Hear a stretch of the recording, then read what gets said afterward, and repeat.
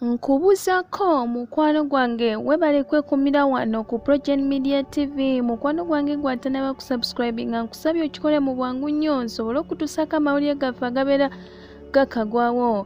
Mukwano gwange omulungi okimanyidde ddala nti omubaka waffe Segirinya Muhammad embeera ye tennaba kubaako we yavudde, naye ate omusawo okuvaayo okwogera okugamba nti Segirinya Muhammad nti mulwadde ayina akawuka akaleeta mukenenya era ekimuleetedde embeera eyo gy'alimu kati kwe kulabika nti abadde tamira bulungi ddagala lye ng'omusawo bwe yali yamulagira. Mikwano gyange ate bo abantu bavuddeyo ne boogera ku nsonga eno ne bategeeza bulungi ne bagamba nti omusawo byayogera tabitegeera kubanga omubaka Segirinya Muhammad yagenda okubeera nti akwatibwa n'asibwa embeera ye yali nnyungi nnyo ate era basooka kulabika nti bamukebera ne bakakasa nti omubaka Segirinya Muhammad embeera ye si nnungi. Mikwano gyange era abantu baganidde ddala ne bagamba nti omusawo tayinza kuvaayo n'ayogera ekintu ky'okwogera nti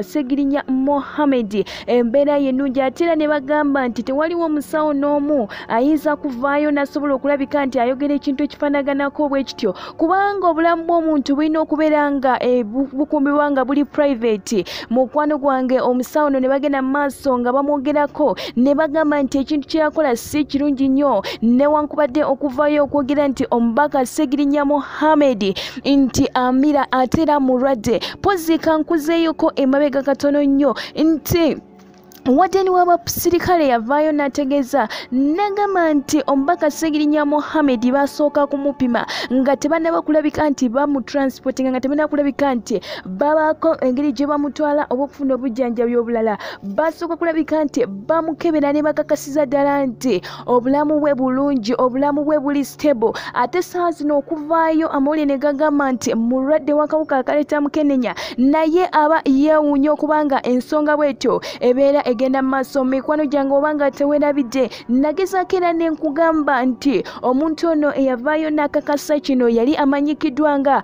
prison warden, amanyikiddwa nga Ogom. Yagenda mu maaso n'ayogera ensonga n'agamba n'okugamba nga 28 bamusitula ekiro ne bamutwala basobole okumwekebejja era yagamba nti balabika bano bantu ba supporters ba gavumenti eriko be bajja ne bamutwala era ekiro ekyo yabeerawo naye ate enkeera n'akeera ng'obulamu bwe si birungi. Mukwano gwange gwe yeetaaga okuwulira amawulire agasingawo, mukwano gwange tujja kuba tugakutuusaako wano wennyini ku Project Media TV. Tovaawo, beerawo, webale nnyo gwabeera, webale nnyo gwagezaako okulabika kyo ng'olina ky'otesaako mu ngeri ennungi, mu ngeri ey'obwetowaze. Mukwano gwange tusiima. Ate gwe yeetaaga okulaba ku mawulire gaffe osobola okuvisingako website yaffe giyite projectmedia.com. mukwano gwange osobola okwera ku mawulire g'entertainment saako n'aga sports. Nkomawo mukwano gwange tovaawo.